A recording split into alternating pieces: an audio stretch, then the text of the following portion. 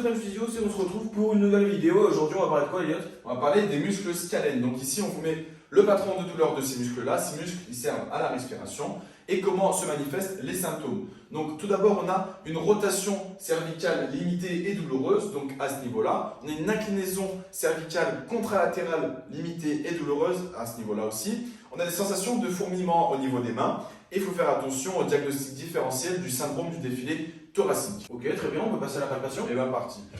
Donc maintenant on passe à la palpation des scalènes. Donc les scalènes, c'est ces muscles respiratoires et vous allez avoir une petite image ici pour mieux les visualiser. Donc c'est parfait. Maintenant je vais venir à la recherche de ces points gâchettes au niveau de ces scalènes, mais d'abord il faut que je les localise. Donc je vais positionner mes deux doigts à ce niveau-là et je vais demander à Sam une respiration. Parfait, ça se contracte en dessous de mes deux doigts. Donc je vais venir à la recherche de trigger point, de points gâchettes. C'est pas très agréable, il faut faire attention parce qu'il y a un gros paquet nervio-vasculaire. Donc ici, j'en ai un, je le vois dans ses yeux. Donc je vais lui demander une position neutre et je vais venir le traiter avec une pression ischémique. Donc pression ischémique, je maintiens l'augmentation de la pression et ensuite, au fur et à mesure que la douleur diminue de mon patient, j'augmente. Je réitère le cycle 3 fois et ensuite on complète le traitement avec des étirements. Pour ce qui est des scalènes postérieurs et médiaux, donc ces deux scalènes-là, ils se confondent. Mais tout simplement, je vais venir me décaler légèrement au niveau postérieur, à ce niveau-là, et je vais demander à mon patient une respiration. Je suis bien au niveau des scalènes postérieurs et médiaux, donc maintenant, je vais venir chercher des points gâchettes.